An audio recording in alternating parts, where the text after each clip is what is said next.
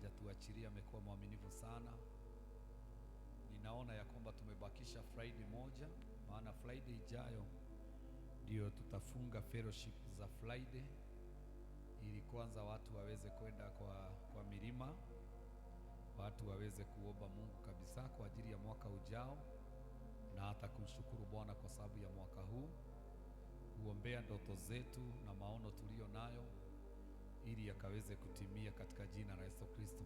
Kwa hivyo on Friday ijayo ndio tutaweza kufunga maushirika, kwa maana hata mimi nasikia nina mwito wa kwenda kutafuta uso wa Bwana, na ningelipenda nikiingia nisitoke kwa haraka, ndio niweze kuona mkono wa Bwana. Na ni vyema sana kuambia kwamba tunapomalizia mwaka ni vizuri uangalie ni kazi gani umemfanyia Mungu, na uangalie naye ni nini amefanya katika maisha yako. Ukiona ya kwamba ile kazi umefanyia Mungu haiwezi ikasimamishwa, tia bidii na kuona ya kwamba utabadilika na utajitoa zaidi, ndio naye Mungu akaweze kuonekana katika maisha yako. Leo nataka kuongea juu ya mtu mmoja aliyekuwa na shamba la mizabibu. Nataka kusema ya kwamba ni vizuri uwe na mazao katika ufalme wa Mungu. Kuna wakati Mungu huja katika maisha yetu kuangalia, kama vile ninavyokuambia ya kwamba mwaka umefika hapa, huyu mtu na amekuwa katika ufalme wangu, ameleta faida gani katika wokovu, ameleta faida gani katika mwili wa Kristo. Mungu anataka sana kuona faida ile ambayo unaleta katika kingdom yake, maana ukikosa faida katika ufalme wa Mungu, Mungu hatashughulika na wewe. Unaweza ukaagushwa, unaweza ukafamiwa na maadui na wakushinde kwa sababu hauna faida yeyote. Mungu hawezi akapigania mtu yeyote ambaye hana faida katika ufalme wake. Kwa hivyo lazima ulete faida katika ufalme wa Mungu kwa njia hii ama kwa ile nyingine, na tuna mambo mengi sana tunaweza tukafanya tukaweza kuleta faida katika ufalme wa Mungu. Tuna mambo mengi sana tunaweza tukafanya, mengi sana. Unaweza ukawa intercessor, kuliombea kanisa la Bwana, kuombea mwili wa Kristo. Sio tu familia yako na sio maisha yako tu. Unaweza kuchukua hatua na kuweza kuombea hata wale wengine, na sio tu wale unajua. Mwili wa Kristo umepanuka sana, mwili wa Kristo umeenda duniani kote. Kwa hivyo unaweza ukaombea wale watu na mkono wa Bwana ukaweza kuwa juu yako, kwa maana umekuwa faida katika mwili wa Kristo. Asubuhi ya leo nilikuwa ninaangalia, kuna wakati mmoja ambao tulikuwa mahali, na wakati huo watumishi wa Bwana walikuwa wamepigwa sana, na kuna watumishi wa Bwana ambao walikuwa wamepatikana na scandals. Na wakati ambao mimi nilifika mahali pale na nikaanza kusikia vile watu wanavyosema juu ya watumishi wa Bwana, nilikumbuka ile kazi hawa watu washaifanya, na nikaona faida ambayo wameileta katika kingdom ya Mungu. Unajua, leo unaweza nipiga kwa sababu ya jambo ambalo labda nilitenda jana ama nimetenda leo, bila kujua ya kwamba nimesafiri na Mungu miaka 30 nikiwa faida katika ufalme wa Mungu. Nimesafiri na Mungu miaka zaidi ya 20 nikihubiri hii injili usiku na mchana. Nimekosa kula na kunywa kwa ajili ya watu wa Mungu. Nimesimama na wengine ndio waweze kuponywa magonjwa. Nimesimama na wengine ndio mioyo ikapate imani ama ikaweze kupata amani. Kwa hivyo unaweza ukamwangalia Mungu mtu leo, lakini huwezi ukakumbuka kule ambako wametoka na Mungu. Praise the name of the Lord. Na niseme ya kwamba katika hii dunia hakuna mtu ambaye hawezi akakosea. Hamna mtu ambaye hawezi akajipata katika hali inayoweza kufanya ya kwamba aonekane ni kana kwamba hayuko kwenye laini ile ambayo amekuwa akifuata ya imani. Praise the name of the Lord. Lakini wakati tulikifika pale, niliambia wale tulikuwa na wao, maana tulienda maombi, kawaambia tutajiombea. Nataka tuombee wale watumishi wote wako na scandals, tukitaja majina yao, maana ile kazi wamemfanyia Mungu ni kubwa sana. Wengine wao waliokuwa natajwa washakuwa baraka katika maisha yangu mimi, washakuwa faida katika maisha yangu mimi. Yule Mungu ninayejua, kuna part ambayo wameplay ili nikaweze kumjua. Ile baraka niko nayo, kuna part wameplay ili nikaweze kuwa na ile baraka. Kwa hivyo nikaambia watu wa Mungu ya kwamba wacha tuwashikirie, wacha tuwaombee, na nilikuwa nashukuru sana kuona vile Mungu amewarejesha, kuona vile Mungu amewainua. Hata wengine sio wa Kenya hii, wengine ni wa nchi za nje, na mimi napenda sana kusikiza wahubiri wote wa nchi hii ama wa dunia nzima. Kwa hivyo wengine ambao walikuwa na mascados hata si wa Kenya. Praise the name of the Lord.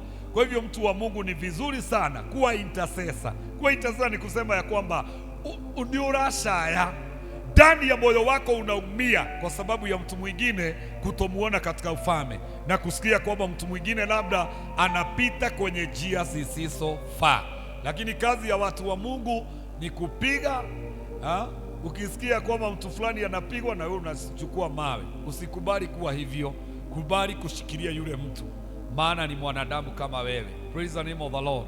Neno la Bwana linasema ya kwamba kuna wakati Daudi alienda vitani, na wakati mwingi sana alikuwa anaenda vitani anapata victory, lakini wakati huo alipofika vitani, Bible inasema ya kwamba nguvu zikamuishia, na kuna mtu mmoja ambaye alikuwa amepanga kumuua Daudi kwa sababu nguvu zimemuishia. Unaweza ukaishiwa na nguvu, na ndiyo maana ninaweza omba ya kwamba Mungu akupatie watu wa kukushikilia hata wakati umeishiwa na nguvu. Hao watu wa kuhold mikono yako na waseme hapana, huyu lazima asonge mbele. Praise the name of the Lord. Niturabatara andu wa Ngai mekumenya na ithuĩ tũrĩ andũ. Tunahitaji intercessors, mtu ambaye anajua ya kwamba leo hii Bishop Muiruri akianguka hata maisha yangu yameanguka. Bishop Muiruri akifirisika hata maisha na huduma zimefirisika. Kwa hivyo mtu atajitoa kwa ajili ya kuombea huduma na kuniombea zaidi. Intercessor ni mtu ambaye anaweza akavuka mipaka ya kwake, akamuinua Mungu kwa ajili ya mtu mwingine, na akalilia Mungu kwa ajili ya mtu mwingine. Kwa hivyo ni vizuri tuzae matunda na tuwe na faida katika ufalme wa Mungu. Jambo lingine, unaweza ukawa giver, usimame na kazi ya Bwana kwa njia hii ya kifedha. Unaweza ukajitoa kwa njia ya kifedha, useme ya kwamba I will support the work of God. Kuna watu wengine na watu wengi ambao ni supportive sana, ama wana support kazi ya Mungu sana, hata hawatakagi kujulikana. Lakini wale watu husimama, wale watu hujitoa, wale watu Mungu atawalinda. Hata kama kuna mabaya naweza yakatokea, Mungu hawezi akakubali waatakiwe, kwa maana wao ni faida katika ufalme wa Mungu. Sasa ningeweza nikuulize ya kwamba wewe Mungu atakupigania kwa nini? Kuna watu wengine ambao hawana, labda hauna pesa ama uko nazo. Kama nilikuwa ninaangalia klipu nyingine, mtu mmoja akaja na kagari kazee sana. Kagari kamzee ni wale watu ambao wana maringo licha ya hali zote alivyo. Kwa hivyo alikuwa na funguo zake anaenda akizitembeza hivi, lakini alipofika kanisani akampata dada fulani analiosha kanisa. Praise the name of the Lord. Yeye amepaki gari yake hapo, kaenda akamuuliza kwa nini saa hiyo anaongea akiwa ameweka mikono kwa mfuko, kwa nini unaosha kanisa na wewe unaonekana ni msichana mrembo sana, whatever. Akamwambia vile anavyomuona, akamwambia kwamba naweza nikakupatia card yangu. Amen. Labda alikuwa fundi wa bao, ama alikuwa tuseme ya kwamba alikuwa ni mtu ambaye anachukua kazi hapa na pale na anazifanya, ama labda alikuwa sijui alikuwa nani, lakini akamwambia nitakupatia kadi yangu, after kuosha church unitafute, nitakutafutia kazi nyingine nzuri kuliko hiyo unayoifanya. Praise the name of the Lord. Yule mtu naye akamwambia asante sana kwa sababu ya mawazo ulionayo mema juu yangu, na hata mimi ningependa nikupatie my card. Praise the name of the Lord. Kwa hivyo akamwambia kwamba twende hapo nje nikupatie kadi yangu. Wakati walienda nje, ile gari alikuwa amepata hapo nzuri sana ilikuwa ya huyu dada anaosha kanisa. Amen. Tunashikana. Akaguza, akafinya, gari ikalia vile inalia, alafu dada akafungua, akamtolea kadi. Akamuuliza swali, unataka kuniambia hii gari ni yako? Akamwambia yes. Wakati alimpatia kadi, alipata ya kwamba ni mtu mkubwa sana, ni mtu ambaye ni tajiri sana, Akamuuliza, na huu tajiri wote na vile Mungu amekutendea, kwa nini unaosha kanisa? Akamwambia, ninatafutanga kile ninaweza nikafanya kiwe shukrani zangu mbele za Mungu. Nikaona sio pesa zangu, praise the name of the Lord, maana pesa hutoa, tithe hutoa, lakini nikaona nijitoe mwili wangu, nikuje tu ninyenyekee, nioshe kanisa, njia ya kumwambia Bwana ni asante. Kwa hivyo akamwambia, sioshi kanisa kwa sababu sina la kufanya, sioshi kanisa kwa sababu sina pesa za kumtolea Mungu. Hapana, ninaiosha kanisa maana ninajua mahali Mungu amenitoa, na ninaliosha likiwa shukrani zangu mbele za Mungu. Praise the name of the Lord. Yule mtu aliaibika, kaingia kwa kagari kake akaenda. Alienda na aibu kubwa sana. My friend, hallelujah. Unaweza ukatoa mwili wako, unaweza ukajitoa na kusema ya kwamba nyumba ya Bwana haitakaa na uchafu. Unaweza ukajitoa na ukasema ya kwamba I will do something kwa sababu ya nyumba ya Bwana. Bwana apewe sifa. Kuna wakati tulikuwa tunajitoa mpaka watu wanaenda kwa children's home kuwavulia nguo. Yaani hujaenda kwa sababu ya jambo lingine. Unamuuliza Mungu, ninaweza fanya nini upendezwe na moyo wangu? Unaona watu wanaenda children's home, wengine walikuwa naongozwa na Pastor Steve, wanaenda wanaoshea hao watoto nguo, wanakaa na wao, wanawapikia, wanakula pamoja, wanacheza pamoja. Hiyo ni kazi nyingine tena inakuwaga ya faida sana mbele ya ufalme wa Mungu. My friend, ni vizuri ujiulize, wewe ni faida gani unaleta katika ufalme? What are you doing katika ufalme wa Mungu? Kazi kama hii ambayo inafanywa hapa leo na Georgina akina Macharia ni faida katika ufalme, maana neno hili haliishii hapa, linamfikia mtu mwingine akiwa mahali fulani. Kwa hivyo hawa watu ni faida katika nyumba ya Bwana, na Mungu atawatetea na atawapigania. Wale ambao wanacheza kinanda pia ni faida katika ufalme wa Mungu, maana tukija hapa tukose instrument hatutaweza kumwabudu Bwana vizuri. Makao ni faida kwa Bwana kwa sababu ya ile kazi anafanya. Je, wewe ni faida kwa njia gani?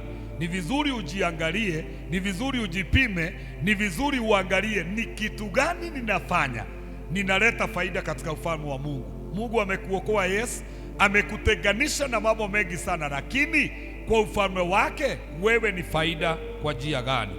Neno linasema katika kitabu cha Isaya, niwekea Isaya 5, Isaya 5.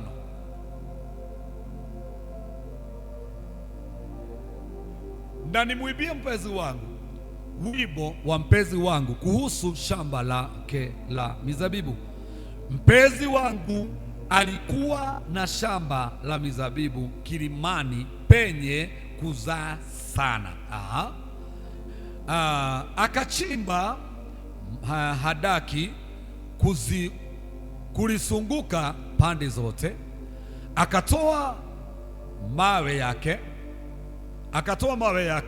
akapanda ndani yake mizabibu ulio mzuri, akajenga mnara katikati yake, akachimba shinikisho ndani yake, akatumaini ya kuwa utazaa zabibu, nao ukazaa zabibu mwitu. Praise the name of the Lord. Amen. Huyu mtu anasema ya kwamba eti huyu ni mtu alikuwa na shamba la mizabibu, akaenda akalilima vizuri sana na akapanda ile zabibu, anajua itazaa kabisa. Kwa hivyo yule mtu wakati mizabibu inaendelea kukua, na yeye akaanza kujiprepare vile ataivuna ile zabibu. Kwa hivyo alitengeneza sinikisho mahali ambapo atakuja kuvinyia ile zabibu ndio itoe divai, aweze kuuza hiyo divai. Lakini neno linasema ya kwamba ile kazi yote aliyoifanya, zile zabibu kuliko zimletee faida, zote zikawa hasara. Sijui Mungu anakuona namna gani, sijui Mungu akikuangalia anaona nini maishani mwako, sijui umekuwa faida namna gani, sijui ni nani huyo ambaye labda umeshikilia moyo wake, labda umeshikilia maisha yake, sijui umekuwa namna gani katika ufalme. Na ninaongea hivi kwa sababu Mungu anataka tuzae mazao. Kama hatuzai mazao, Mungu hata tusafu, hata tushughulikia. Praise the name of the Lord. Zamani katika hii church tulikuwa na watu ambao tukienda prayers wao hawaendi, wanaona wako na vipindi ambavyo wanaona wakati huo wa maombi, lakini huyo mtu akiwa hana kitu, ni wewe anapigia simu, wewe ambaye unaingia kwenye maombi. Na wakati mmoja nikawaambia ya kwamba sasa kila mtu akule Mungu wake, kila mtu akule kutoka kwa Mungu wake, maana kile mimi Mungu ananipatia kwa sababu ya kumtafuta, siwezi gawana na mtu ambaye hamtafuti uso wa Bwana. Na pia hakuna kitu ambacho wanafanya nikawaambia hapana, nimekataa. Wakati ambao nilikataa, ndio hao watu walianza kurudi kwa maombi, ndio waliachana na vipindi, maana walijua ya kwamba kumeharibika. My friend, hakuna kitu kibaya kama kuwa na mtu ambaye ni hasara kwako. Hakuna kitu kibaya kama kuwa na mtu ambaye hashughuliki. Even at our God hataki mtu kama huyo. Praise the name of the Lord. Hataki mtu kama huyo. Na neno linasema ya kwamba ukiwa bure katika ufalme wa Mungu, Mungu atakuua. Ukisoma Daniel 5 na mtu aende asome Danieli 5, ukikosa matunda kwa ufalme wa Mungu, Mungu atakuua.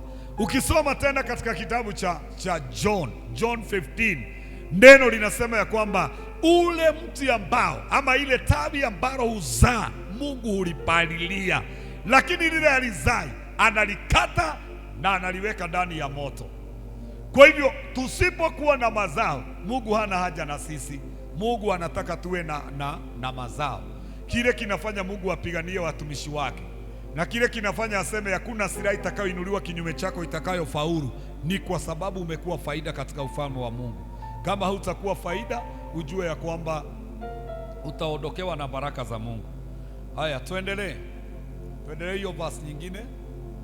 Na sasa, enyi wenyeji wa Yerusalemu, ninyi watu wa Yuda, amueni na wasihi kati ya mimi na shamba langu la mizabibu.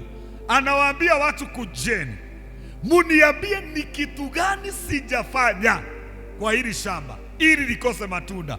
Wakati mwingine Mungu huangalia na ushindwa, ni kitu gani hajakufanyia ili ukose kuwa msaada, ili ukose kuwa faida.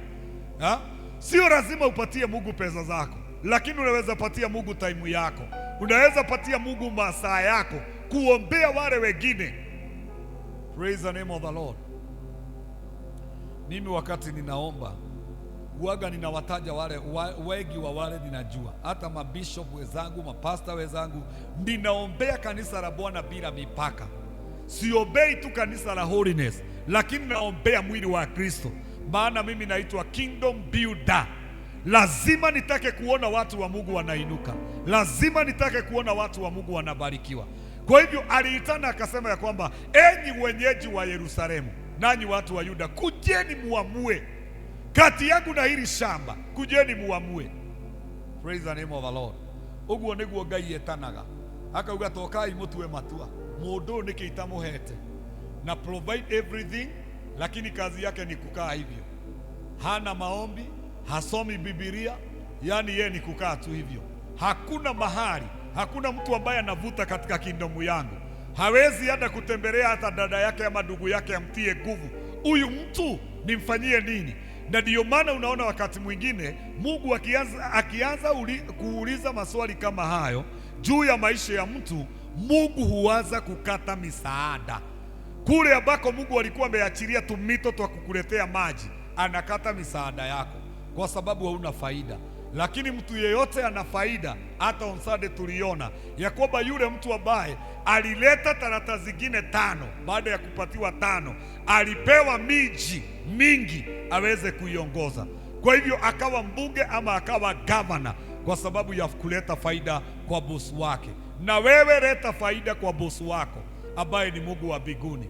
Onyesha watu kuhusu njia ya Mungu, onyesha watu kuhusu imani, onyesha watu kuhusu kushinda dhambi.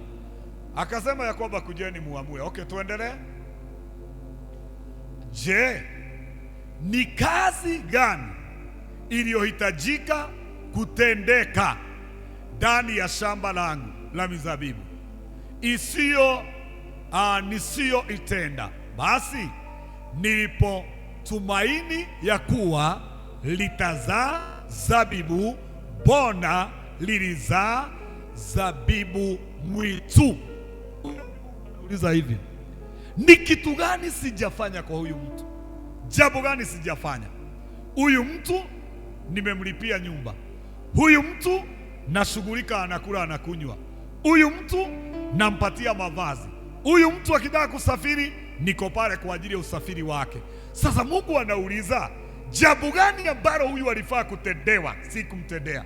Aligojeka nikamponya, jambo gani ambalo sikumtendea? Mungu anasema njooni muamue, muone ya kwamba mimi nimeifanya kazi yangu nzuri, lakini nilichokitarajia kwake sikukipata. Naomba Mungu asiwahi niona hivyo milele. Naomba nisiwahi kosa matunda kwa Mungu, maana wakati nitakosa matunda, hii vita ya Thedegwa sitaiweza. Mungu ananipigania kwa sababu nina matunda. Kama singelikuwa na matunda, Thedegwa ningeng'olewa kitabu. Maadui wamekuwa mengi, vita vimekuwa vingi, lakini kwa sababu mimi nina mazao, ndio maana Mungu ananitetea na ndio maana Mungu ananipigania. Je, wewe Mungu atakupigania kwa nini? Mungu atakutetea kwa nini? Lazima watu wa Mungu tuinuke na tusikae katika eria moja. Nimekuambia huyu mwanadada alisema namna gani? Alimwambia yule mtu ya kwamba sioshi kanisa kwa sababu si support kanisa. Maana kuna watu wanaweza wakaosha ikiwa dhabihu yao, maana hawana kitu chochote cha kumtolea Bwana. Lakini huyu nimekuambia ni mdosi ambaye amesimamisha gari lake nje. Praise the name of the Lord. Mungu ainuliwe sana, kwa sababu wakati tulianza hii huduma tukiwa pale chini, kuna mama mmoja alikuwa anakuja na Prado, na huyo mama alikuwa anakaa hapa juu kidogo. Huyo mama alikuwa anakuja na Prado, na kwa sababu kanisani hatukuwa na maji, anakuja na maji na mitungi, anakuja na bucket, na alikuwa anakuja na hii inaitwa moa, hii ya kuosha, anakuja nayo, anapanguza kanisa, analiosha, alafu mama anarudisha garan zake kwa gari, anaenda zake. Praise the name of the Lord. Siku ingine nikampata hapo amesimamisha Mercedes ile kubwa, na hiyo Mercedes imebeba nini? Mitungi na maji. Mama tajiri wa huu mji wa Thedegwa ambaye alikuwa anafanya, oh my God, sijui kana kwamba hapa kuna mtu alimpata, sijui kama asante Pastor Christine, yuko pale Pastor Christian anamjua. Huyo mama alikuwa anakuja anasimamisha Mercedes, anakuja na hakuna maji, anakuja na maji yake mwenyewe, anaosha church, alafu anaenda.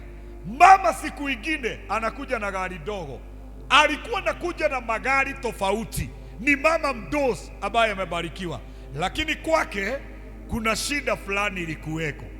Siku moja akaja kwa ofisi ili tuweze kuongea na yeye, akapata ile kiti ninakalia, kaniambia no Bishop, wakati huo nilikuwa pastor, kaniambia pastor, nikubalishe nikuletee kiti. Ile kiti moja ambayo ninakalianga huku ni huyo mama aliniletea. Praise the name of the Lord.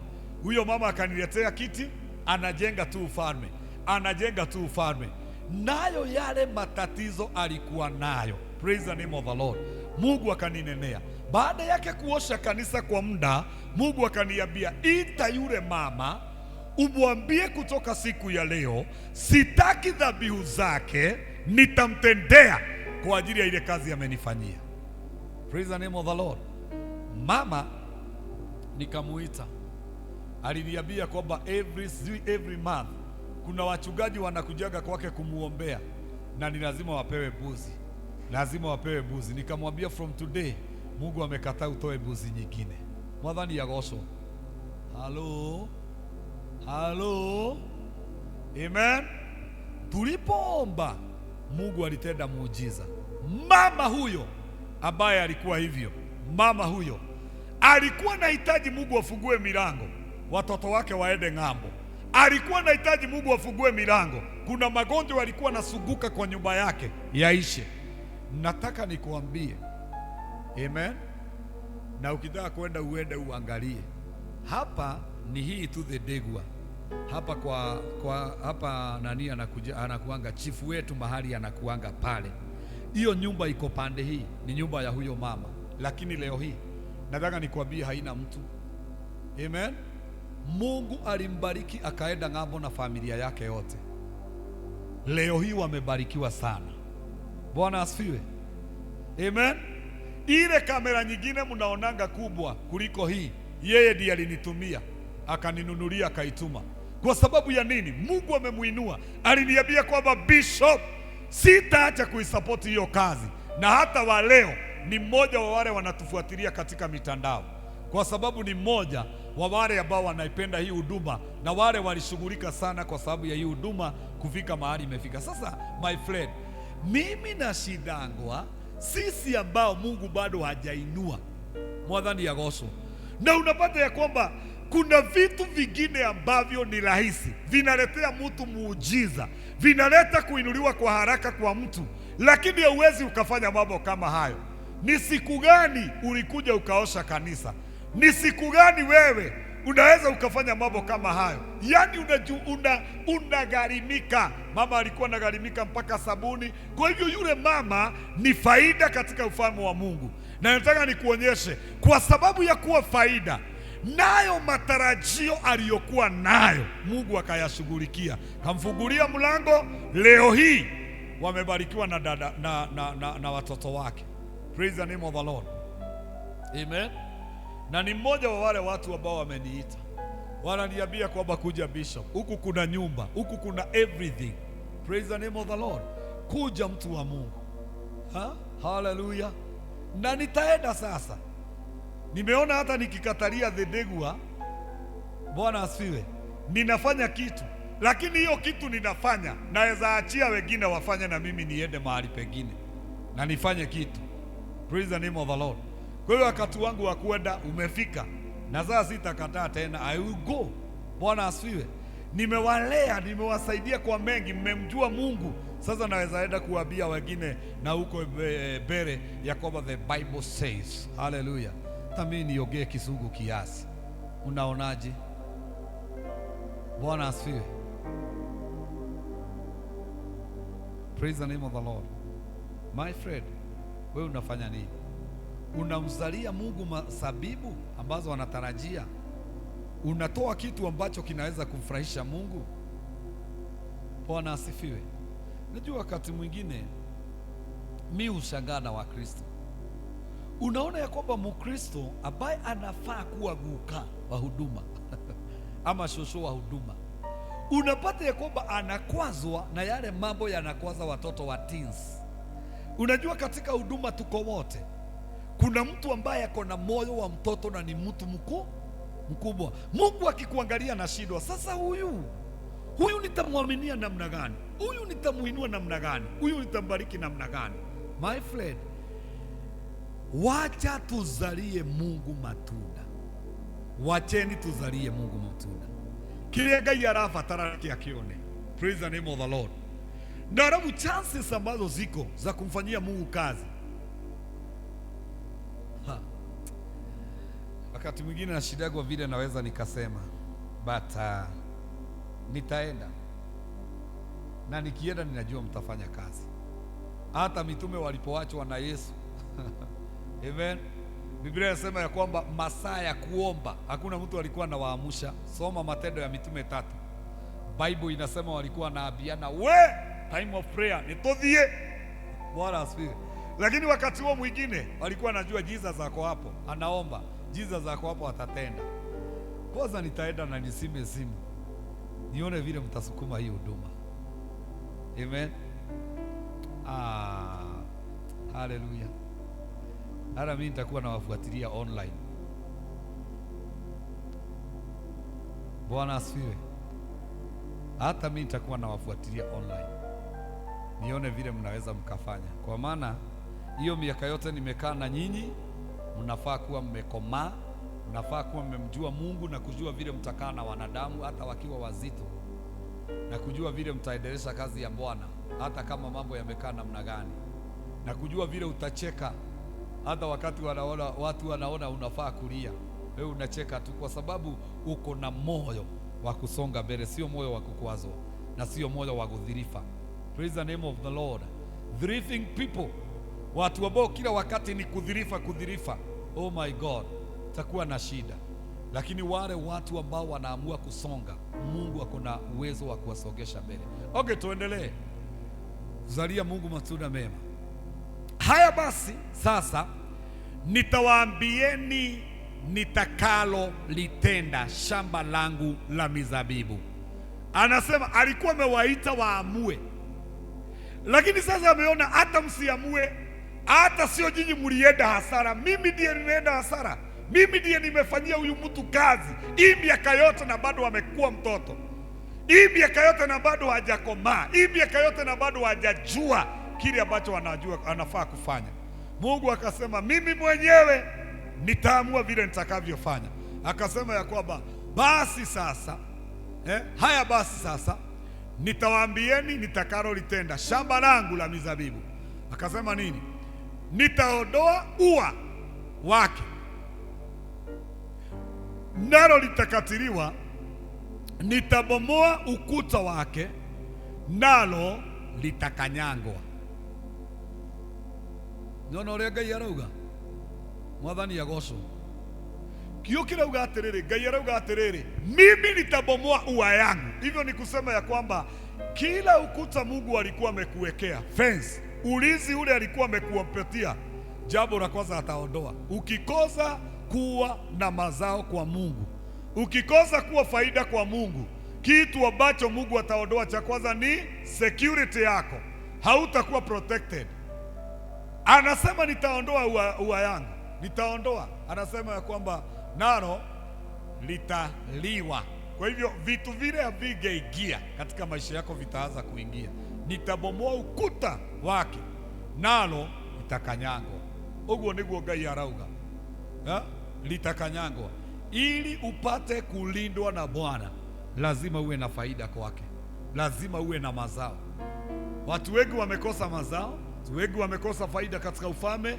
Ndio maana Mungu hana shughuli na wao, na kazi ya Mungu wanaifanya kama kawaida, ni kama kusukumiwa, ni kama kupembelezwa. No. Nilikuwa ninaangalia juzi, nikaona Mungu hajapungukiwa na watu wa kutumia, na hajapungukiwa na watu wa kumtumikia, hajapungukiwa. Ako na watu wengi sana. My friend, mahali ambapo Mungu amekusimamisha, fanya kazi kulingana na mahusiano na mapenzi ya Bwana. Na wale ambao labda wewe ni Mkikuyu na unaweza elewa wimbo wa Sara Kimunyi, anasemanga maandiko matwiraga thumbi otoria, andiko manana thumbi onene. Bwana asifiwe. Augaga ati haha ndi umuthi ti hinya wakwa, ti kio giakwa. Nani anakumbuka huo wimbo? Ti wira mwega ni utugi wa Ngai.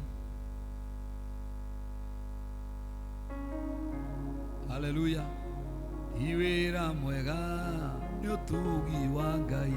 Ati hauri rugama wega, tondu kuri meriragiria gukinya hauri, kuri meriragiria kiu wina kiu, kuri meriragiria gutwika uguo ri.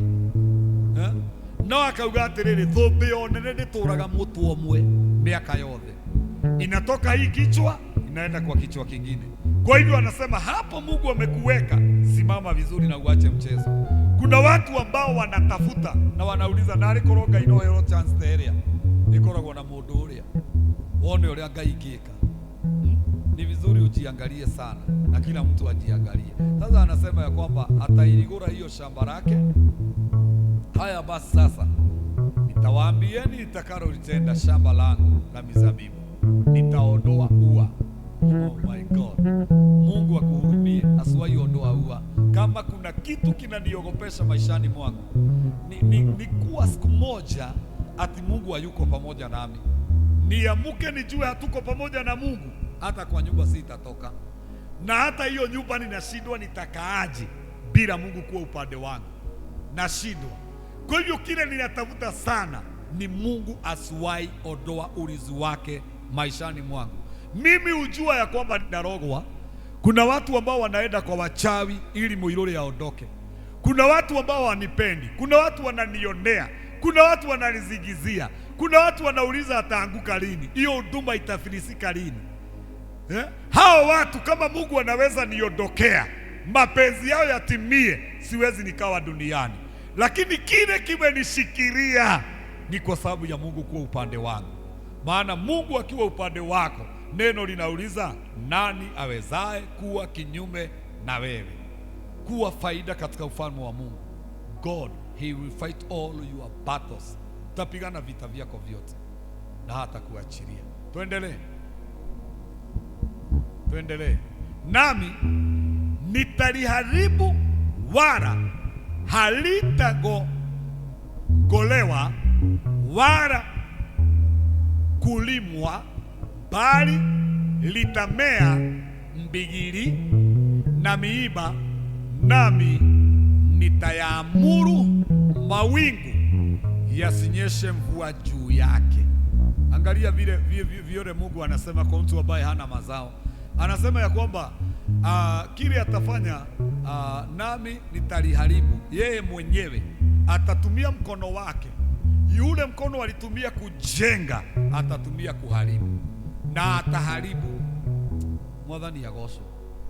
Mimi za zingine naangaliaga maisha ya watu na shida naweza fanya nini kwao. Kama Mungu angenipatia ruhusa nichape watu wengine, ningewagonga vibaya sana. Maana unaona mtu tu amepewa gift na Mungu, lakini hii gift yake inamfanya aone kana kwamba alifika, kuliko unyenyekee uendelee kuzaa matunda, kuliko uendelee kumwambia Mungu, hapa nilipo najua unaweza niinua zaidi, kuliko mtu awe mtu ambaye ni wa maombi zaidi, ili abebe upako na nguvu za Bwana. Unaona ya kwamba sasa watu wanajua mimi ni fulani, watu wanajua itakuwa hivi. Mungu anasema ya kwamba ataondoa ukuta wake, ataondoa usipozaa matunda, na anasema ya kwamba atatumia mkono wake kuharibu, halitapogolewa wala kulimwa. Mungu anasema ya kwamba hiyo shamba, yani itakuwa ni kitu ambacho Mungu kile amekataa. By the way, acha nikwambie, unajua kile Mungu amekataa hata shetani hakitakangi. Na mimi sijui hii kitu inakuwaga ya nani. Kuna watu ambao Mungu hana shughuli na wao na shetani hana shughuli na wao, na ndio napataga wamelala kwenye mitaro. Amen, tuko pamoja. Yani unapata huyo mtu hana faida mpaka shetani hamtaki. Hata akienda kwa shetani hawezi letea shetani glory, hawezi fanya shetani atukuzwe. Yeye anakaa tu kwa Mungu na kwa shetani, mpaka Mungu anaona kile. Lakini ukiona mtu ambaye Mungu anampenda, hata shetani anampenda. Wacha nikwambie, leo hii nikiamua kubackside mimi, shetani anaweza piga makofi sana, maana anajua nitaleta sifa na utukufu kwake. Bwana asifiwe. Lakini niliamua sifa na utukufu ni za Mungu milele. Lakini leo hii shetani anifuati kwa sababu ananichukia. Anaona ile bidii niko nayo kwa Mungu, na anajua hiyo bidii ndio naweza kuwa nayo kwake. Kwa hivyo ananitafuta. Yule mtu anatafutwa na shetani, anakutafuta kwa maana naye Mungu anakupenda, and you have something ndani yako. Ndio maana shetani anakutafuta, kwa maana anajua vile unazalia Mungu mazao, unaweza ukazaa mazao kwa nini? Na sisi wote hapa vile tulivyo, hii sio level ambayo tunafaa kuwa. Even me, hii anointing ambayo niko nayo, naweza beba anointing zaidi ya hii, more than ya gospel. Praise the name of the Lord. Naweza beba huu ufunuo ambao niko nao leo. Mungu anaweza nipa zaidi ya huu ufunuo. Ni vile ambavyo sijaamua vizuri, na hata mimi lazima niamue ndio niweze kufikia kwenye kiwango cha kumpendeza na kumfurahisha Bwana. Praise the name of the Lord. Amen. Hebu niwape testimony. Kuna wakati nilitafuta Mungu sana, nikabeba upako. Nilikuwa ninabeba upako wa hali ya juu sana. Semi sasa sina upako, na semi sina nguvu, I know. But I know mahali niko, Mungu anaweza niinua zaidi. Amen. Sasa wakati huo nilikuwa ninaishi Ruaka, na nilikuwa kijana, nikawa ninakaa na Marastafaria. Walikuwa nakaa nyumba ingine iko hapo na mimi niko nyumba hii. Walikuwa navuta bangi, alafu wanavaa hizo kofia zao, wanavaa hizo vitu zao hata kwa mikono na whatever. Walikuwa hivyo, na alafu wanapiga hizo nyimbo zao za Marasta. Amen. Kazi kuomba na kutafuta uso wa Bwana kabisa.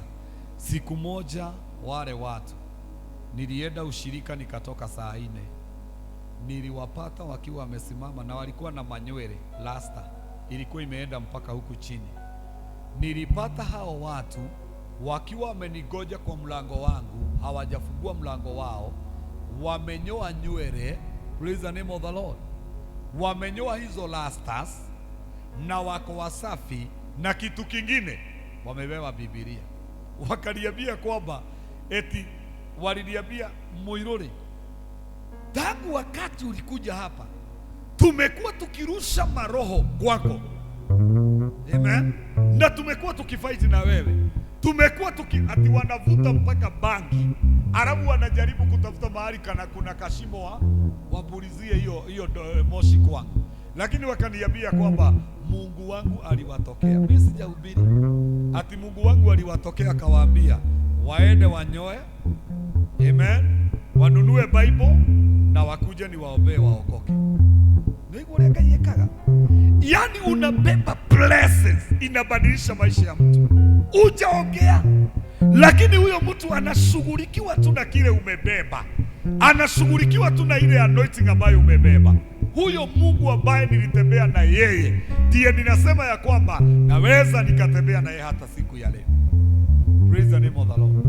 Hii mihango mingi ya kutafuta na nini itapunguza, ni kutafute Mungu. Madhani ya gosho. Hallelujah. Kwa hiyo Bible inatuonyesha tukikosa matunda Mungu atatuharibu. Na baada ya hiyo nikakosa pesa za kulipa hiyo nyumba. Mungu aliongea na my landlord, akaenda akamwambia kwamba Muiruri si mkora, usimfugie nyumba, atakulipa akipata pesa. Landlord ndio aliniita, sio mimi nilienda kujitetea. Kaniambia kwamba Muiruri, Mungu wako alinitokea usiku wa leo na akaniambia wewe si mkora, nisikufugie nyumba, hauna pesa za kulipa. Nililia machozi nikasema asante Bwana kwa kunitetea. Baada ya hiyo kijana yake akasema ya kwamba mami, kama utakuwa unampatia Muiruri chakula usiwe unanipatia. Nikawa ninakula kwa landlord na ninakaa nyumba bila kulipa kwa sababu Mungu amenitetea. Praise the name of the Lord. Hallelujah. Si my friend, uamue kubeba anointing, si uamue kutafuta Mungu, si uamue kuona ya kwamba wewe ni mtu ambaye sio wa kawaida. Mahali utakuwa uwepo wa Bwana utafanya kazi mpaka ubadilishe maisha ya watu. Bwana asifiwe. Nisikie pastor mwingine akisema ya kwamba yeye ni mama alienda kushukwa nywele. Yule msichana alikuwa anamshuka nywele, ati alianza kusikia anasema akashindwa ni nini. Msichana akaanza kumwaga machozi, anamwaga machozi na bado anamshuka, anamwaga machozi na bado anamshuka. Bwana asifiwe. Kamuuliza ni nini inaendelea. Wakati alimuuliza ni nini, akamwambia kuna kitu inaniambia mimi ni mwenye dhambi na niokoke. Bwana asifiwe. Kabla hawajamaliza kushuka nywele akamuombea wokovu. Alimalizia nywele akiwa ameokoka, hajahubiriwa, lakini ameguza kichwa cha mtumishi wa Mungu. Praise the name of the Lord. Let us carry the anointing. Wacha tubebe power, wacha tumzalie Mungu matunda, wacha tuvute watu katika salvation kwa ajili ya kile tunachokifanya, kwa ajili ya mienendo na tabia zetu. Wacha tumzalie Mungu matunda ili asiweze kuondoa security yake. Anasema hata mvua haitakuwa inanyesha. Kwa hivyo ni kusema nini? Ya kwamba hautapata faida tena, utakuwa block na unaweza ukaendelea kuwa na ukame na ukavu kwa sababu ya kutozalia Mungu matunda. Twende hiyo verse nyingine tumalize. Kwa maana shamba la mizabibu la Bwana wa majeshi ndilo nyumba ya Israeli, na watu wa Yuda ni mche wake na wa kupendeza. Akatumaini kuona hukumu ya haki, na kumbe aliona dhuluma. Alitumainia kuona haki, na kumbe alisikia kilio. Unaona, lile shamba sasa ni wewe, lile shamba ni mimi. Mungu kuna vitu anatumainia apate kwetu, na kuanzia sasa zalia Mungu matunda. Nenda kamwambie mtu mwingine kuhusu Mungu na vile anavyofanya. Ifanye kazi ya Bwana bila kusukumiwa. Ona ya kwamba unakuwa faida.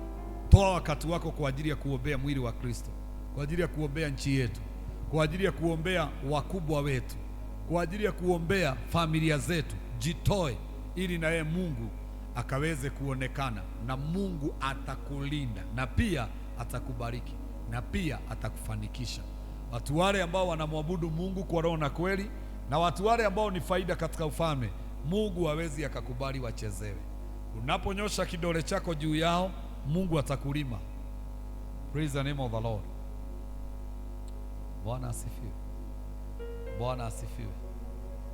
Sijui kana kwamba mnajua ama labda hamjui, kuna watu ambao wakati mmoja walileta barua kwa hii church na wakawa wameweka signature zao, na wakasema hii church haifai kuwa hapa, na wakawa wameandika barua na wamesema ni jibu kwa haraka iwezekanavyo. Nilipoichukua ile barua, nilipeleka hapa kwenye altar, kamwambia Mungu, umeandikiwa barua, kanisa lako halifai kuwa hapa. Leo hii nataka niwaambie, yeyote aliyeweka hizo signature hayuko Thedegwa, alihamishwa na Mungu akatuacha hapa. Praise the name of the Lord. Na mmoja wao yule alikuwa boss, yule alikuwa ameandika hiyo barua, yule aliazia hilo jambo. Alikuwa naambia mmoja wa mapasta wangu hapa ya kwamba alipata accident kama 5 ili aweze kutoka Thedegwa, na akamwambia Thedegwa, nyinyi ni wachawi. Praise the name of the Lord. Lakini sisi sio wachawi. Kile tunafanya, tunajua kuna Mungu anayetulinda na anayetutetea, na atakayerusha mkono kwetu atapatana na Mungu, sio sisi. Sisi ni wafanyikazi wake, na kama unataka kupiga kazi, unapigana na mwenye kazi, sio mfanyikazi. Praise the name of the Lord. Kwa hivyo wakifikiria ya kwamba ni sisi wanapigana naye, sio sisi, ni Mungu. Na ndiye Mungu alisema ya kwamba wahame. Hata kuna mwingine wakati ambao praise team walikuwa na kesha hapa, aliita mpaka maaskari wakaja, walikuja na gari mpaka hapa. Mama fulani alikuwa na amekuja kusema anapigiwa kelele na nini na nini, hata hakumaliza hiyo math. Bwana atukuzwe. Alifukuzwa mji huu kwa sababu there is God in heaven. Amen. Ukikaa vizuri na Mungu, vita vyako atapigana. Ukiwa na matunda kwa Mungu, vita vyako atapigana. My friend, tunajipigania kwa sababu tumeondoka kwenye laini ya kuifanya kazi ya Bwana. Tuingie kwenye laini, wacha tuwe wa faida, mpaka Mungu asikie kwamba siwezi taka kusikia mtu akichezea Moirore. I know who is Moirore. I know kile analeta katika ufalme wangu. Ninajua. Praise the name of the Lord. My friend, kuwa faida katika ufalme wa Mungu. Leta wengi katika ufalme. Fanikisha huu ufalme. Ifanye kazi ya Mungu bila kuangalia nyuma ama mbele, na bila kuangalia faida. Maana kazi ya Mungu ukianza kuhesabu faida ambazo umepata ama ambazo unapata ama utapata, my friend, hautaifanya.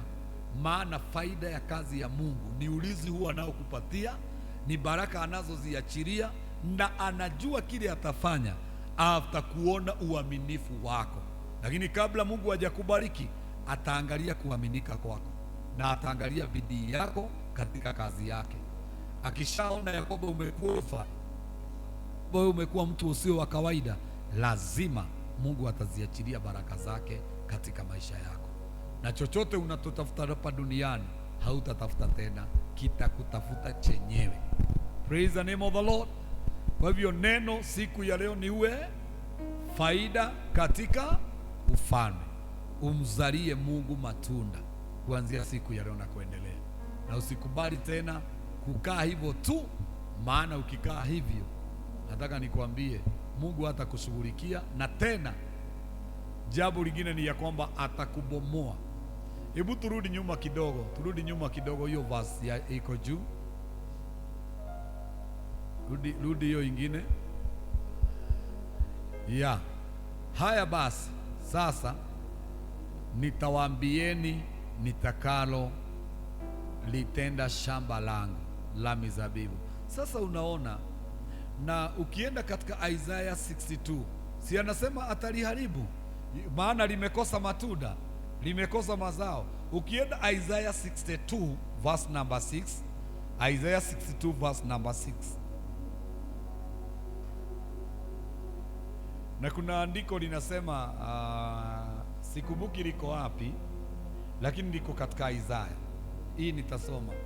Na muimbaji mmoja akasema ya kwamba ni tondu wa Sayuni ndigatumia kanua na ndigatiga gutetera Jerusalemu o nginya uhoro wako nokonio koneka uguo niguo Jehova munene wa ita ekuga na inyuĩ mũkayagira rĩĩtwa rĩa Jehova mũkĩmũririkanagia maũndũ mwĩthĩ ĩno menyai mũhurũke nĩ tondũ wa Sayuni ndigatumia kanua na ndigatiga gũtetera Jerusalemu o nginya ũhoro wako nokonio koneka ũguo nĩguo Jehova mũnene wa ita ekuga.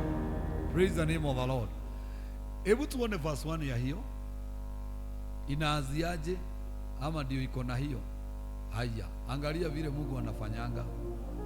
Nasema sijui mahali iko, lakini nasikia Roho wa Bwana ananiambia arudi pale juu. Oh, thank you Jesus.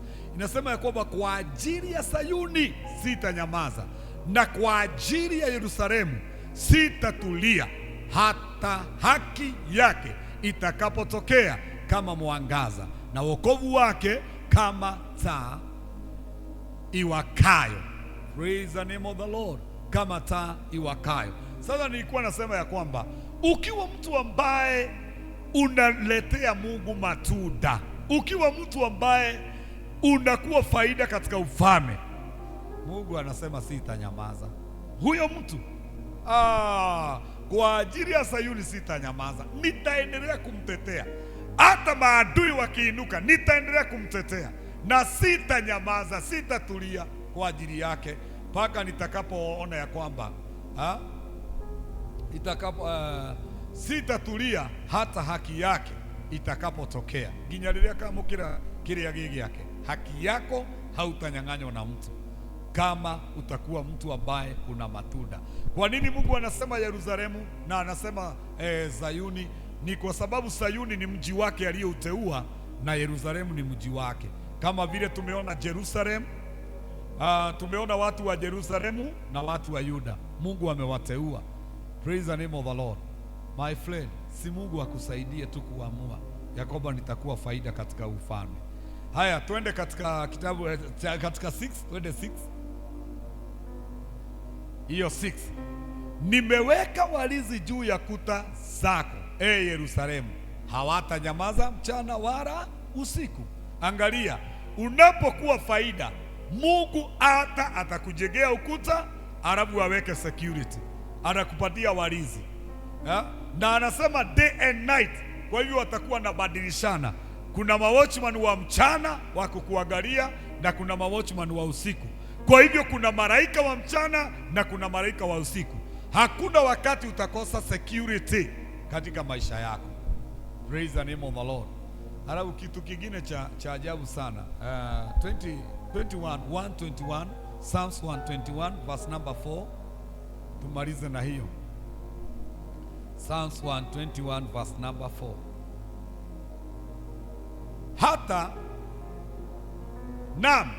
Hata zinzia wala hata rara yeye aliye mlinzi wa Israeli. Kwa hivyo Mungu atakuwa macho kwa ajili yako. Bible inasema ya kwamba hakika yeye alidaye Israeli hata zinzia wala hatalala usingizi. Na ni mchana na usiku. Mungu anasema hatazinzia. Najua kuzinzia ni kama vile unaweza kupatwa na kausingizi, unafanya hivi, unazinzia. Hiyo ndiyo kuzinzia. Mungu hawezi fanya hivyo, maana anajua your enemies wanagojea Mungu azizie wakuondoe. Praise the name of the Lord. Lakini yeye hatakubali kuzinzia, wala my God, wala hatalala. Na hapo pengine tumesikia nini? Hatanyamaza. Kwa hivyo ukiwa faida kwa Mungu, ataendelea kukutetea na hakuna kitu utakosa duniani.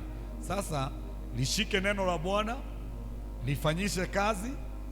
Jiangalie ni wapi Mungu anaona ya kwamba hauna mazao. Jiangalie ni kazi gani ambayo unafaa kufanya na huifanyi. Jiangalie ni kitu gani ambacho labda Mungu alikuita ufanye na haufanyi kama vile inavyofaa. Praise the name of the Lord. Unajua hapa wote tumeokoka, najua hivyo. Amen. Hapa najua wote tumeokoka, lakini kila mmoja anajua ya kwamba ile level upo sio ile level unafaa kuwa, lakini kila mtu hapa ameokoka. Kwa hivyo ni juhudi zetu ama ni nafasi yetu kuchukua hatua ya kuona ya kwamba tumetoka viwango hivi na tumeanza kumzalia Mungu matunda. Ndio nao ulinzi wa Bwana, amani ya Bwana, na Mungu akaweze kuonekana katika maisha yetu. Kwa nini nasikia nisome hiyo maandiko? Ukiwa faida kwa Bwana, tuwekee 41 Isaiah 41 Isaiah from verse number 9. 41 Isaiah from verse number 9. Kuna mtu hapa ninaongelesha, wacha nimalizane na yeye ndio twende tufanye jambo lingine. Isaiah 41 from verse number 9. Nilikuchukua toka misho ya dunia. Sasa ni wewe Mungu anasema, nilikuchukua toka misho ya dunia. Yani God amekuchoose, amekuchagua. Oh my God. Kama mimi amenitoa kwa familia zetu, amenitoa bali sana. Kasema ya kwamba toka misho ya dunia nilikuita kutoka pembe zake za bahari. Nilisema wewe ni mtumishi wangu. Unasikia wewe ni nani? Wewe ni mtumishi wa nani? Wa Mungu. Na ni Mungu amekufanya kuwa mtumishi wake. Sio ya kwamba uko ordained, sio ya kwamba lazima umwagiwe mafuta ndio uitwe mtumishi. Hapana, Mungu anasema amekuchagua na wewe ni mtumishi wake. Amesema ya kwamba nimekuchagua wala si kukukataa, vile ulivyo nilikuchagua. Okay, tuendelee. Hivyo usiogope, kwa maana niko pamoja nawe. Usifadhaike, kwa maana mimi ni Mungu wako. Nitakutia nguvu na kukusaidia. Nitakutegemeza kwa mkono wa kuume wa haki yangu. Hii ni kwa wale watu wanaleta faida katika ufalme. Hii ni kwa wale watu wana serve God bila kuangalia wanadamu, bila kusikiza wanadamu. Mungu anakuambia hata kukitokea mambo ya kuogofya, wewe usiogope. Nitakusaidia na nitakushika na mkono wako wa kuume. Wacha uone vile inasema hapo pengine. Tuendelee. Wote waliona hasira dhidi yako, hakika wataibika na kutahayarika. Wale wakupigao watakuwa kama vile si kitu na kuangamia. Angalia vile Mungu anasema vita vyako vyote yatapigana. Hawa watu wanakuambia niachie, hawa wanakuonea wivu, hawa wanakuonea mabaya, hawa ambao wanakufikiria niachie, I will deal with them. Nitadeal na wao. Okay, endelea. Anasema ingawa utawatafuta adui zako, hutawaona. Wale wanaopigana vita dhidi yako watakuwa kama vile si kitu kabisa kabisa. Kwa hivyo mtu akitaka kuwa nothing, mtu akitaka Mungu ambomoe awe nothing, acheze na wewe na unazalia Mungu matunda. Acheze wewe, hata usiongee. Mungu ameamua vile atafanya, ameamua vile atadilu na wao, ameamua vile atapigana vita na wewe na wao. Tuendelee. Kwa maana mimi ndimi Bwana Mungu wako, nikushikae mkono wako wa kuume na kukuambia usiwe na hofu, nitakusaidia. Sami, usiwe na hofu, nitakusaidia. Endelea kunitumikia, wachana na wao, nitakusaidia. Vita vyako nitapigana. Ha? Kwa maana mimi ndimi Bwana Mungu wako, nikushikaye mkono wako wa kuume na kukuambia usiwe na hofu, nitakusaidia. Okay, tuendelee hiyo ingine. Usiogope Yakobo uliye mdudu, Israeli uliye mdogo, kwa kuwa mimi mwenyewe nitakusaidia, asema Bwana mkombozi wako, yeye aliye takatifu wa Israeli. Tufikishe hapo, hiyo ingine utaenda kujisomea. My friend, ukiwa na matunda kwa Mungu, vita hautapigana. Enda ukule na ukunywe, praise the name of the Lord, na utumikie Bwana. Sio wakati wa kwenda fasting kwa sababu eti maadui wameinuka. Wewe make sure unazaa matunda. God will fight all your battles. Amen. Mungu atakusaidia, ndivyo anasema, na atakuinua. Na tumeona ya kwamba anasema ya kwamba nitakutetea, sitafunga kinywa kwa ajili yako, nitakutetea. Hao watu watajua, maana sio wewe utateta na wao, Mungu atateta na wao. Tuzalie Mungu matunda, naye atupiganie. Tuzalie Mungu matunda, naye asimame na sisi. Tuzalie Mungu matunda, akiona sisi ni wa faida. Aliangalia Israeli akawapenda, alipoona vile walivyo, alinyang'anya mataifa wengine nchi zao, akawapatia wana wa Israeli. Kwa sababu ya nini? Wameonekana wakiwa wema mbele zake na watu wa maana. Kuwa mtu wa maana mbele za Bwana. Pigane vita vyako, baraka zitue na mvua iabiwe nyesha kwake. Kazi yote ya mikono yako iweze kubarikiwa, kwa sababu umekuwa unazaa matunda mbele za Bwana. Kwa hivyo kila mmoja jua utaingia eneo gani, jua utamfanyia Mungu kazi namna gani, jua ni nini huko unafanya unaweza ukafanya. Usiseme ya kwamba kazi ya nyumba ya Bwana ni ya kina fulani, ni Asha Sutu anaweza osha viti. Hapana, hata unaweza kuja uoshe viti, mwambie Bwana ya kwamba nimeona tu Mungu nifanye hili jambo kwa sababu ya vile ninakupenda. Mimi nasemaga kama Yesu angekuwa duniani leo, hata mwili ningekuwa ninamuosha, angekuwa anajiosha kwa sababu ya vile ninampenda. Na haya mambo yote ninafanya kwa watu wake, nafanya kwa sababu yuko ndani yao. Praise the name of the Lord. Kigwika wega njikaga Yesu sio within waku wega. Nasikiaga kulifanya hilo jambo kwa ajili ya huyo aliye ndani yako. Praise the name of the Lord. Jiombee tumalize. Baba, ni asante kwa sababu ya pendo lako na rehema zako na nguvu zako. Ninaomba ujumbe huu kawe baraka kwa kila mmoja ambaye anafuatilia Bwana. Ninaomba ukamsaidie kubadilika na kusimama kwenye eneo lake, na ili Bwana wa majeshi akaifanye kazi yako ipasavyo, na ukaweze kumbariki, kumlinda na kumuhifadhi. Mie mtumishi wako pia ninaomba ulinzi wako, saidie kuifanya kazi yako kwa bidii, saidie kushikilia mioyo ya wengi na kuwafanikisha katika Injili. Baba, nisaidie kuinua wengi katika ufalme wako na kuwavuta mfalme wa amani, waachane na uovu na dhambi na tabia za kipepo, wakutumikie. Oh my God, shalei vakeparia zanda yantri garabiezeka loivokia prahinazea yaitar vagabasuiza alai shivekea gainasha lavadobe reipostovegabosea yaitaila idabazuva kaparina mazode yeribi shokoroboganda meliri bazanda paivaka parahina. Tunapofanya kazi yako, ponya mili yetu magonjwa, ondoa magonjwa yanayozuilia tuifanye kazi yako ipasavyo. Ondoa ufukara na ukosefu na umaskini unaozuilia tuifanye kazi yako. Baba, tukomboe tokana na kila utumwa, ili jina lako liweze kuheshimiwa. Asubuhi ya leo Bwana, ninaomba utusaidie. Reba shada baganda bazea yaila bahanda rababazaya takairi bekereboze retananana maza. My desire, my desire, my desire, my desire is to serve you, Lord.